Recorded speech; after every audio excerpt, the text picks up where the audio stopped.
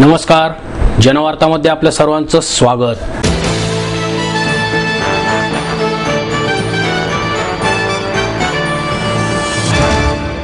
थेट विदेशी गुंतवणूक हा शेतकऱ्यांच्या सबलीकरणासाठी महत्त्वपूर्ण घटक ठरेल, असा आशावाद राज्यपाल के शंकर नारायणन यांनी व्यक्त केला।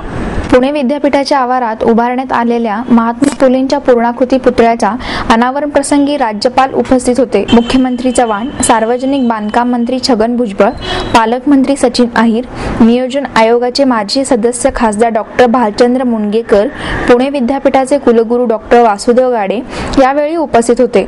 महात्मा फुले आणि सावित्रीबाई फुले या दाम्पत्याने मोठ्या धैर्याने समाज परिवर्तनाची चळवळ चालवली। महात्मा फुलेंना अभिप्रेत स्त्री आणि शेतकऱ्यांच्या सबलीकरणाशिवाय देशाची प्रगती होणार नाही। थेट विदेशी गुंतवणूक हा शेतकऱ्यांच्या सबलीकरणासाठी महत्त्वपूर्ण घटक आहे, असे मत व्यक्त करून राज्यपाल म्हणाले, महात्मा फुले यांनी स्त्री शिक्षण, विधवा पुनर्विवाह, अस्पृश्यता निवारण याबाबत केलेले कार्य अतुलनीय आहे। फुले दाम्पत्याने समाजाला नवी दिशा देण्याचे कार्य केले। महर्षी कर्वे, राजश्री शाहू महाराज, डॉक्टर बाबासाहेब आंबेडकर यांच्या विचारांमुळे आणि त्यांनी केलेल्या कार्यामुळेच आजचा महाराष्ट्र दिमाखात उभा आहे। स्त्रियांना देण्यात आलेले 50% आरक्षण हा महात्मा फुलेंच्या कार्याचा एक भाग आहे। देशात आजही हुंडाबळी, स्त्री भ्रूण हत्या मोठ्या प्रमाणावर होत आहेत, त्या रोखण्याचे आव्हान आपल्यापुढे असल्याचे राज्यपालांनी सांगितले। मुख्यमंत्री म्हणाले, महात्मा फुलेंनी शिक्षण क्षेत्रात केलेले कार्य अतुलनीय आहे। यामुळे त्यांचा पुतळा पुणे विद्यापीठाच्या आवारात उभारणे हा स्तुत्य उपक्रम आहे। यामुळे विद्यार्थ्यांना सामाजिक परिवर्तनाची प्रेरणा मिळेल। सामाजिक चळवळीला होणारा विरोध डावलून महात्मा फुलेंनी आपली चळवळ पुढे नेली। समता आणि शिक्षण या दोन शब्दांमधून त्यांच्या कार्याची आपल्याला जाणीव होते। स्त्रिया, शेतकरी आणि शोषित वर्गांच्या उद्धारासाठी त्यांनी आपलं जीवन अर्पण केलं। तसेच त्यांनी नारायण मेघाजी लोखंडे यांना बळ देऊन कामगारांच्या प्रश्नांना वाचा फोडली, असे त्यांनी सांगितले। भुजबळ म्हणाले, ज्या ठिकाणाहून महात्मा फुलेंनी आपल्या शैक्षणिक कार्याची मुहूर्तमेढ रोवली त्या ठिकाणच्या विद्यापीठात त्यांचा पुतळा उभा राहणे ही अभिमानाची बाब आहे। पण पुतळा तयार असून ही तो बसवण्याचा 5 वर्ष लागतात, ही खेदाची बाब आहे, अशी खंतही त्यांनी व्यक्त केली। समाज क्रांतिकारकाचा एक रस्ता दाखवून देणारा, सर्व हाल अपेक्षा सोसणारा असा हा महामानव जो आहे आपल्यातून गेला, त्याला 122 वर्ष होऊन गेली। मी आपल्या सगळ्यांच्या वतीनं महात्मा ज्योतिराव फुले यांच्या या स्मृतीस मनापासून अभिवादन करतो, आदरांजली वाहतो। ज्योतिराव फुले भारतातील महान समाज क्रांतिकारक आहेत, परंतु पुणे ही त्यांची कर्मभूमी आणि या कर्मभूमीमध्ये पुणे विद्यापीठाच्या प्रांगणात त्यांच्या या पूर्णाकृती पुतळ्याचं आज अनावरण या राज्याचे राज्यपाल महामहिम शंकर नारायणजी आणि मुख्यमंत्री महोदय यांच्या उपस्थितीमध्ये होतोय। ही खरोखरच अतिशय आनंदाची आणि सगळ्यांना अभिमान वाटावा अशी घटना। पुणे विद्यापीठाचे कुलगुरू डॉक्टर गाडे आणि त्यांच्याबरोबर ज्यांनी प्रयत्न केले, संजीव सोनवणे, दत्ता बाळसराफ, अभिमन्यू माळी, रजिस्ट्रार चितळेजी पाटील, डॉक्टर गजानन एकबोटे, दादाभाऊ सिन्नरकर, संतोष ढोरे यांनी हा सिनेटमध्ये ठराव मांडला। पुढच्या कामासाठी ज्यांनी काम केलं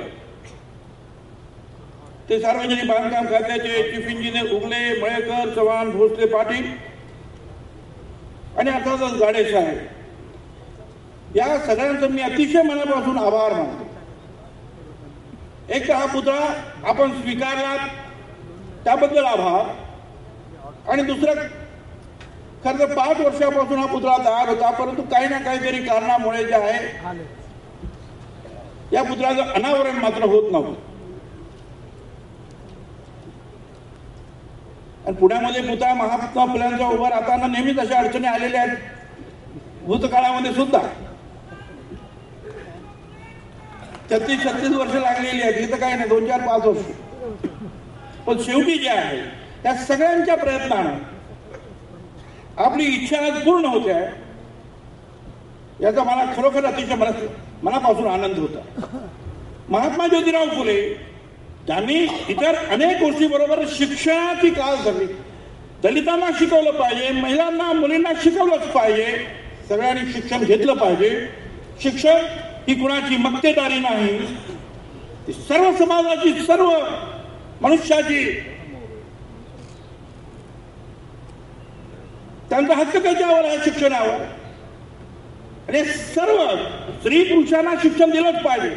महिलांना शिक्षण देण्यासाठी महात्मा ज्योतिराव फुल्यांनी सावित्रीबाई फुल्यांना शिकवलं. सावित्रीबाई फुल्यांनी ज्यावेळेला इथे ही शाळा काढली भेड्याच्या वाड्यामध्ये, आपल्या सगळ्यांना कल्पना आहे. आणि या सगळ्या कामामध्ये जे आहे सर्व समाजांबरोबर ब्राह्मण समाजातली सुद्धा अनेक भिडे असतील, आगरकर असतील, मुळुंकर असे अनेक लोक जे पुढे होते.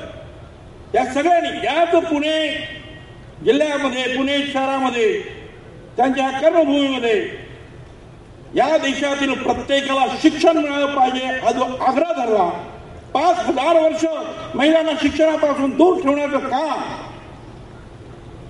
ज्या लोकांनी केलं त्यांच्या विरुद्ध लढणे हे अतिशय आवश्यक असो. या कार्यक्रमासाठी खास वेळ काढला. बाकीचे सगळे जे आहेत काम या वेळेसाठी बाजूला ठेवली.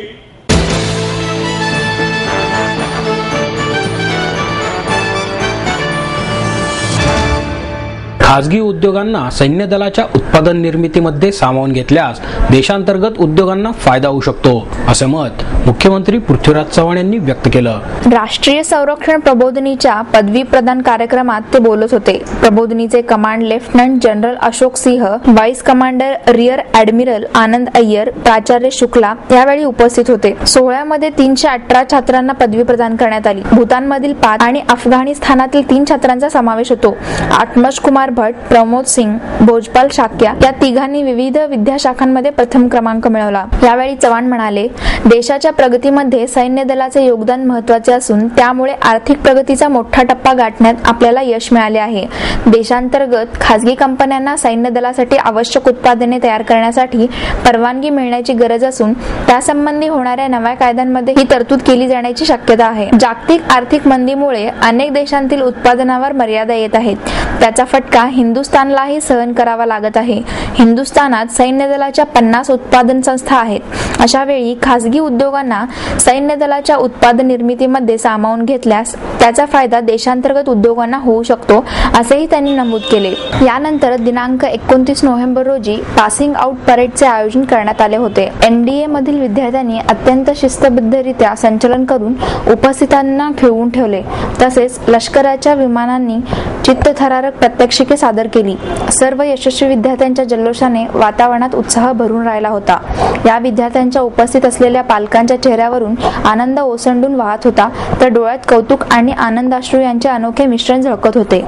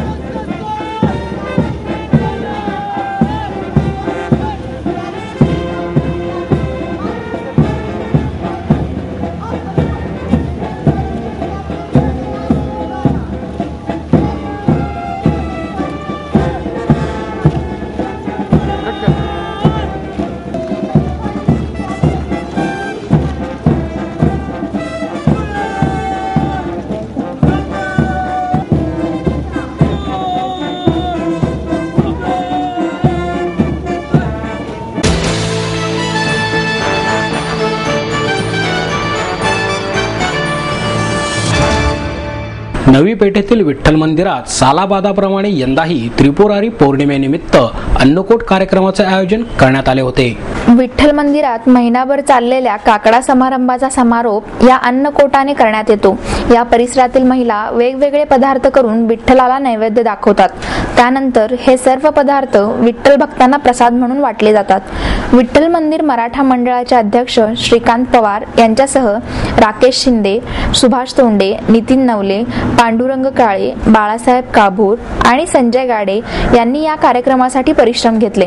यानिमित्त दरवर्षीप्रमाणे यंदाही मंडळाच्या वतीनं भव्य रांगोळी स्पर्धांचं आयोजन करण्यात आलं होतं.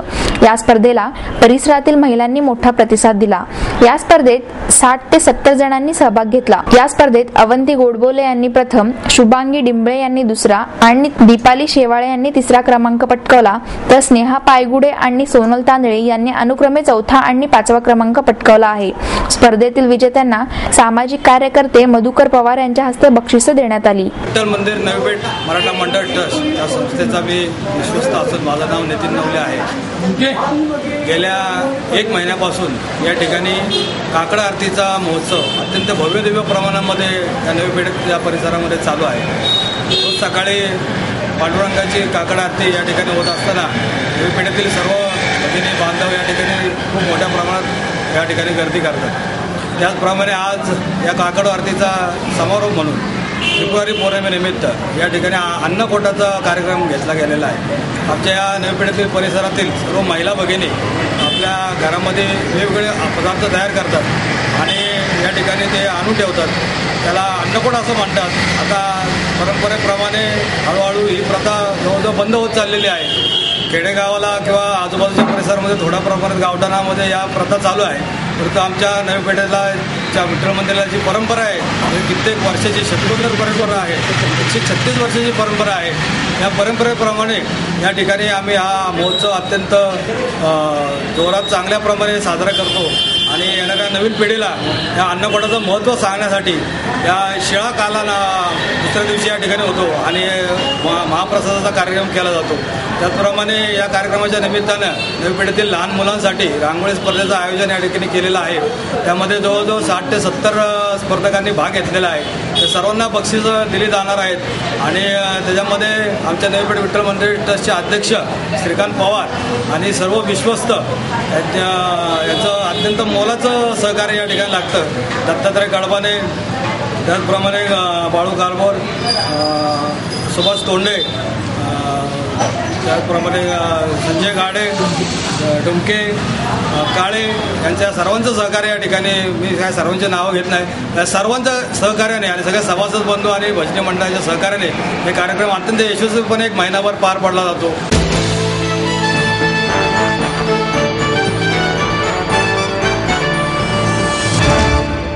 विचार कोणताही असला तरी त्याच्याशी प्रांजळपणे बांधिलकी असावी, असे प्रतिपादन मराठी साहित्य संमेलनाचे अध्यक्ष डॉक्टर नागनाथ कोतापल्ले यांनी केलं. पुणे मराठी ग्रंथालयातर्फे डॉक्टर अशोक कुकडे यांच्या कथा एका ध्येय साधनेची या पुस्तकाला ना ह आपटे पुरस्कार, तर विजय शिंदे यांच्या ब्रह्मपुत्रेच्या किनाऱ्या किनाऱ्याने या पुस्तकाला ना के बेहरे पुरस्कार प्रदान करण्यात आला.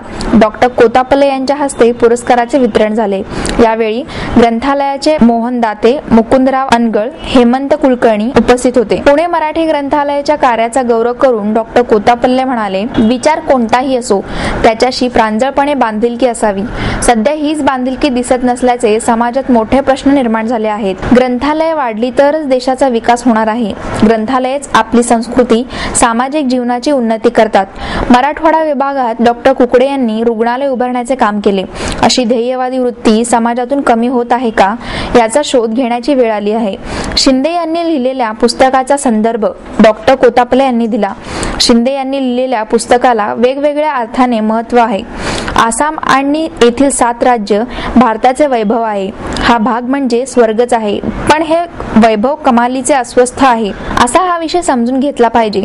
त्यासाठी हे पुस्तक गरजेचे आहे असे ते म्हणाले. डॉक्टर कुकडे, शिंदे यांनीही आपले मनोगत व्यक्त केले.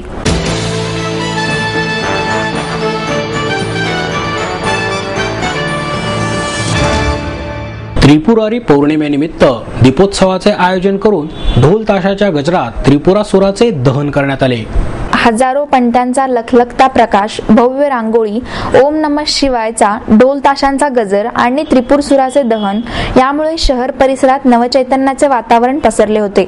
पाताळेश्वर, ओंकारेश्वर, महालक्ष्मी मंदिर व अन्य ठिकाणी त्रिपुरारी पौर्णिमा उत्साहात साजरी करण्यात आली.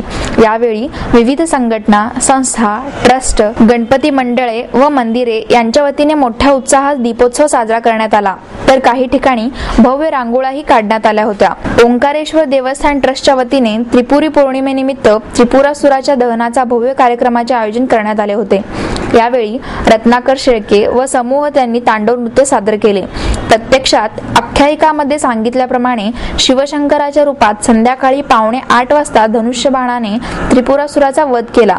हे दृश्य पाहण्यासाठी नागरिकांनी मोठी गर्दी केली होती. यावेळी फटाक्यांची आतषबाजी करण्यात आली. त्यानंतर महाआरती झाली. दरवर्षी रावण दहनाचा कार्यक्रम होतो, मात्र यावर्षी शहरात पहिल्यांदाच त्रिपुरासुराचे दहन करण्यात आले.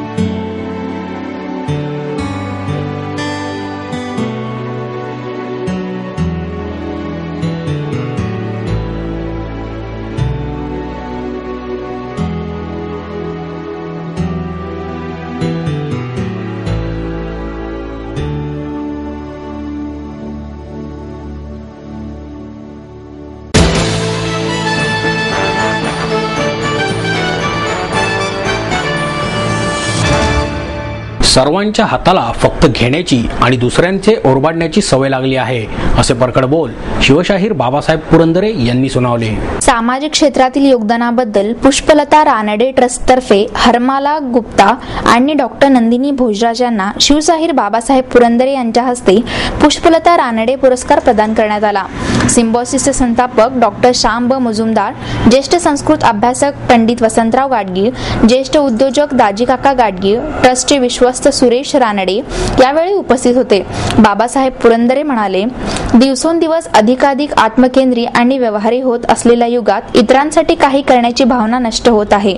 सर्वांच्या हाताला फक्त घेण्याचे आणि दुसऱ्यांचे ओरबडण्याची सवय लागली आहे. ही सवय मोडून आपण हिंदुस्थानची महान त्याग संस्कृती जपण्याची गरज आहे. हिंदुस्थानची संस्कृती उदात्त आणि महान आहे. यामधील काही मूल्य मात्र आत्मकेंद्री युवकांना योग्य वाटत नाहीत. या तरुणांनी स्वतःच्या हाताला इतरांना काहीतरी देण्याची सवय लावली पाहिजे. डॉक्टर श्याम मुजुमदार म्हणाले, हिंदुस्थानातील उद्योजकांनी बिल गेट्स यांचा आदर्श घेतला पाहिजे. केवळ पैसा कमविणे हेच आयुष्याचे ध्येय असू शकत नाही. इतरांची दुःखे कमी करण्यासाठी आपल्या पैशांचा वापर केला पाहिजे हे बिल गेट्स यांनी दाखवून दिले आहे. प्रसिद्ध नृत्यांगना आसावरी रहाळकर यांना यावेळी शिष्यवृत्ती प्रदान करण्यात आली. लोकसेवा प्रतिष्ठान आणि गीता धर्म मंडळ या संस्थांना यावेळी निधी देण्यात आला.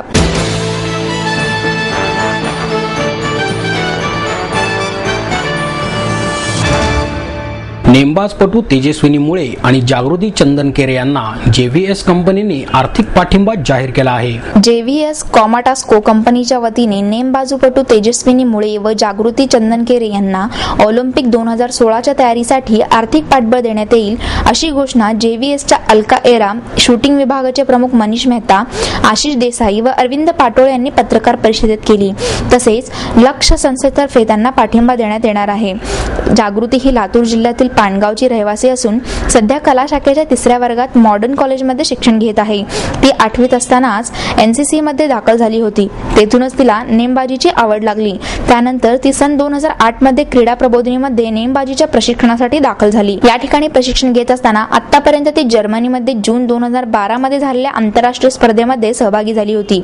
तसेच 3 राष्ट्रीय पातळीवरील स्पर्धांमध्ये सहभागी होताना पदकांची कमाईही केली आहे. जागृती पुढील महिन्यामध्ये दिल्ली येथे होणाऱ्या सिनियर नॅशनल शूटिंग स्पर्धेमध्ये सहभागी होईल.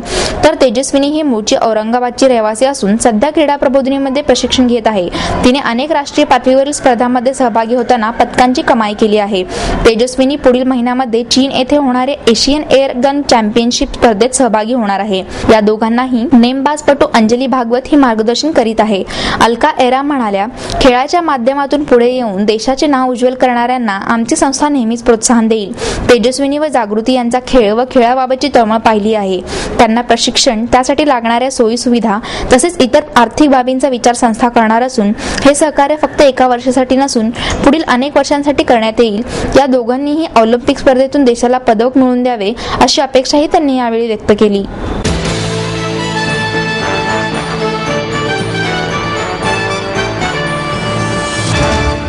ज्येष्ठ नकलाकार सदानंद जोशी यांच्या मी अत्रे बोलतोय या ऑडिओ CD संचाचे प्रकाशन करण्यात आले. अत्रे यांच्या पश्चात पुढच्या जवळजवळ 2 पिढ्यांना अत्र्यांचे दर्शन घडवून देण्याचे आणि अत्रेंच्या शैलीतील वक्तृत्वाची अनुभूती देण्याचे कार्य केलेल्या ज्येष्ठ कलाकार सदानंद जोशी यांच्या मी अत्रे बोलतोय या 3 ऑडिओ CDंच्या संचाचे प्रकाशन बुधवारी करण्यात आले. तरंग ऑडिओ व्हिडिओ प्रोडक्ट्स तर्फे संयुक्त महाराष्ट्राच्या लढ्यातील हुतात्मा अनंत विश्वनाथ गोलतकर यांनी कन्या सुलक्षणा सुधाकर गिरगर यांच्या हस्ते या CD संचाचे प्रकाशन झाले. यावेळी दिवंगत नकलाकार सदानंद जोशी यांच्या पत्नी आशा जोशी प्रमुख पाहुण्या म्हणून उपस्थित होत्या. या कार्यक्रमात बहुआयामी चतुरस्र अशा आचार्य अत्रे यांच्या आठवणींना उजाळा देण्यात आला. या प्रसंगी सदानंद जोशी यांचे पुतणे अनिरुद्ध जोशी यांनी आपल्या काकांच्या आठवणी तितक्याच खुमासदार पद्धतीने सांगितल्या. आचार्य अत्रे यांचे 18 मिनिटांचे भाषण हे या संचांचे मुख्य आकर्षण आहे.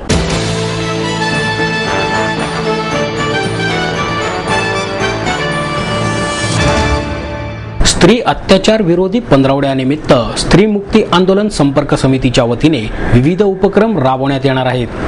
जागतिक स्त्री अत्याचार विरोधी पंधरवड्यानिमित्त स्त्रीमुक्ती आंदोलन संपर्क समितीतर्फे येत्या 10 डिसेंबर पर्यंत व्याख्याने, स्क्रीनिंग, पपेट शो, पत्रके वाटप, पोस्टर्स प्रदर्शन असे विविध उपक्रम राबविण्यात येणार आहेत. स्त्रियांवरील अन्याय, अत्याचारांशी संबंधित मुद्दे, भूमिका आणि मागण्यांकडे सरकारचे लक्ष वेधणे आणि सर्वसामान्यांमध्ये जनजागृती करणे हा उपक्रमाचा मुख्य उद्देश आहे, अशी माहिती समितीच्या सदस्या किरण मोघे यांनी दिली. मोघे म्हणाल्या, गेल्या 22 वर्षापासून 25 नोव्हेंबर ते 10 डिसेंबर हा काळ स्त्री अत्याचार विरुद्ध पंधरवडा म्हणून ओळखला जातो. भारतात स्त्री अत्याचार विरोधी कायदे कागदावर आले तरी प्रत्यक्षात त्यांची अंमलबजावणी होताना दिसत नाही. या पंधरवड्याच्या निमित्ताने सरकारने स्त्रियांच्या समस्यांकडे गांभीर्याने लक्ष द्यावे अशी समितीने मागणी केली आहे. येत्या 10 डिसेंबरला सप्ताहाची सांगता होणार असून यानिमित्त SM जोशी फाउंडेशन येथे दुपारी 3 वाजता स्त्रीचे वर्तमान, नवी बंधने, नवी आव्हाने या विषयावर जाहीर सभा होणार आहे. ज्येष्ठ विचारवंत पुष्पा भावे आणि पुरोगामी मुस्लिम नेते सय्यद भाई यावेळी मार्गदर्शन करणार आहेत, असे मोघे यांनी सांगितले.